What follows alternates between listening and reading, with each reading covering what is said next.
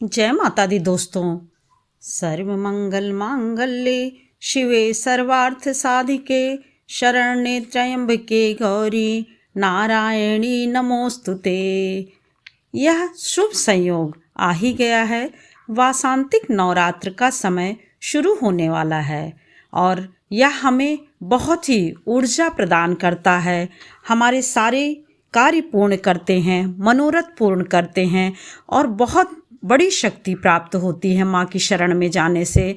अब माँ के शरण में रहने का दिन आ गया है और 9 दिनों तक हमें बहुत सारी चीज़ें ऐसे थोड़े थोड़े ही करने से बहुत सारी चीज़ें प्राप्त हो जाती हैं। दोस्तों, मुख्य रूप से 4 नवरात्र होते हैं। 2 गुप्त होते हैं, 2 मुख्य होते हैं। मुख्य आपका चैत्र मास हो गया और उधर आपका शरद का हो जाता है। तो इस प्रकार से इन दोनों नवरात्रों में हम सारे गृहस्थ लोग, सारे लोग जो भी हैं, यह मुख्य नवरात्र में ही सब कुछ करते हैं। पूजा पाठ, ध्यान, अर्चना और उनके देवी के महिमा के गुणों की गान, कथा या स्तोत्र जो भी है, या फिर दुर्गा सप्तशती के पाठ का पाठन करना, यह सब हम 9 दिनों करते हैं। चैत्र मास का नवरात्र जिस दिन प्रारंभ होता है उसी दिन से हिंदू नववर्ष का प्रारंभ होता है। यानी हिंदुओं का जो नया साल है वह या फिर नया संवत्सर लग जाता है।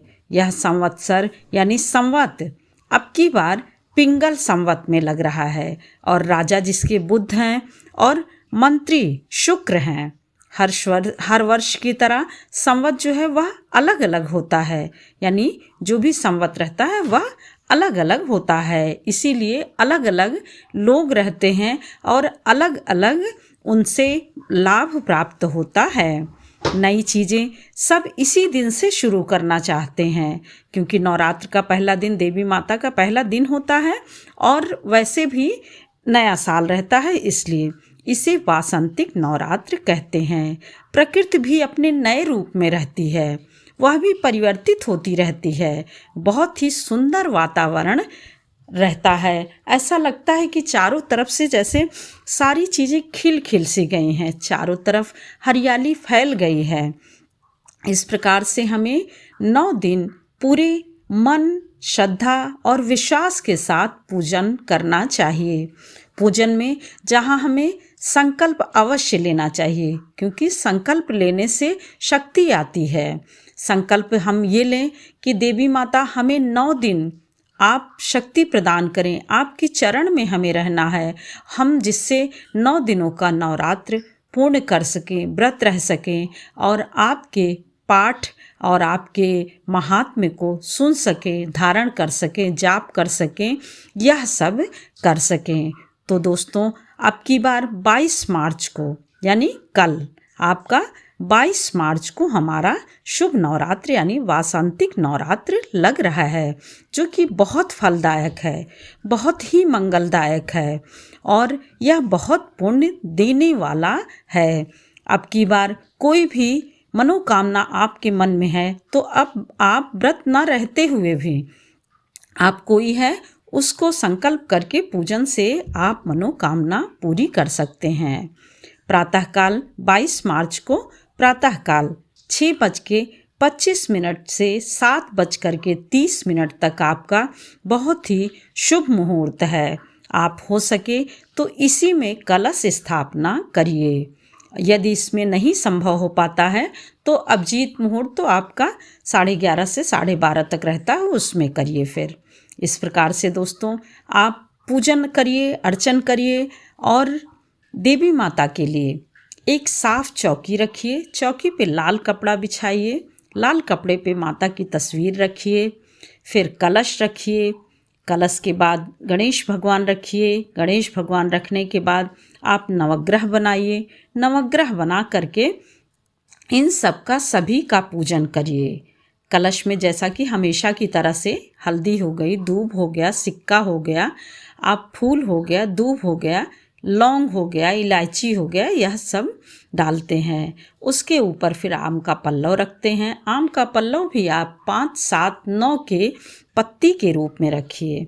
उसके बाद कटोरी में चावल रखते हैं, फिर ऊपर नारियल चुनरी में लपेट करके कलावा बांध करके रखते हैं। हमेशा की तरह कलश में कलावा जरूर बांधें।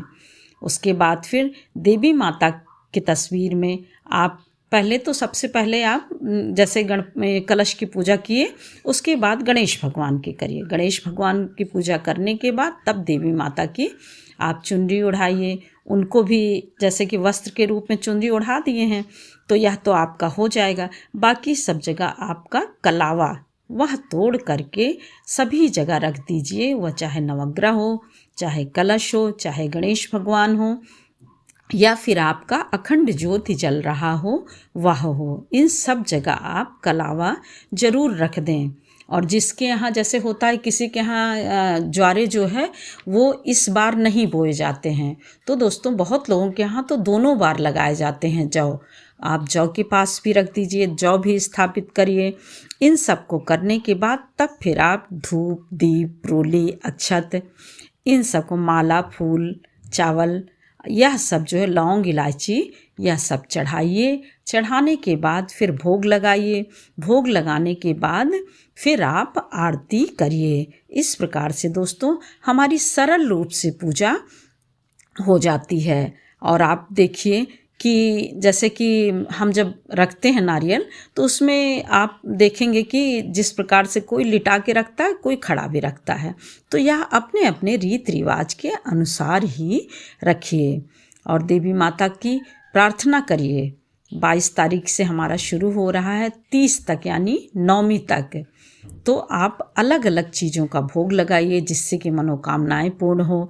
और जिस दिन जो माता का दिन होता है उन्हीं माता का आप पूजन करिए, मन में ध्यान करिए, भोग लगाइए, पाठ पढ़िए।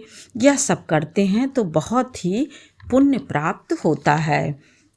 दुर्गा सप्तशती जैसे जो लोग पढ़ते हैं वह तो पढ़िए, परंतु जो नहीं पढ़ते हैं वह दुर्गा चालीसा पढ़ सकते हैं। और 9 दिन हमारा बहुत ही उत्तम और श्रेष्ठ दिन होता है। यह साधना के लिए भी, मनोकामना के लिए भी बहुत ही श्रेष्ठ होता है। तो इसमें आप अपनी मनोकामना पूर्ण कर सकते हैं।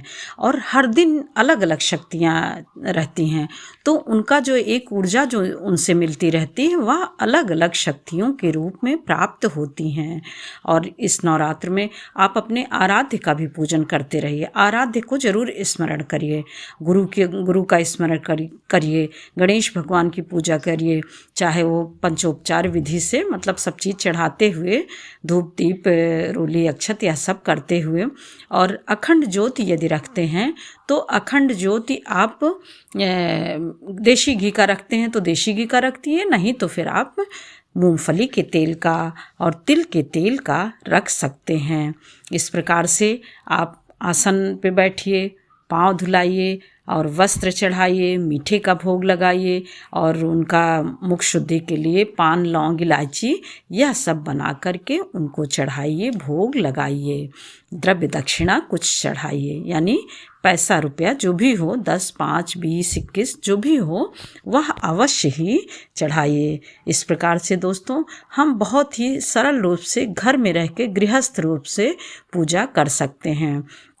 बाकी दोस्तों और कोई जानकारी जो होती है वह धीरे धीरे हम सब इकट्ठा करते रहते हैं। जो भी हमें अच्छी जानकारी मिल जाए उसको हमें ज़रूर सहेज कर रख लेना चाहिए। पूजन सामग्री की जहाँ बात है तो पूजन सामग्री तो सभी को बहुत ही ज़्यादा अब सब आ गया है, क्योंकि सब जगह से लेते पूजन पाठ के लिए। आप देखिए कि आपको याद हो जाता है, तो वह सब सामग्री सब आप ज़रूर ले आइए।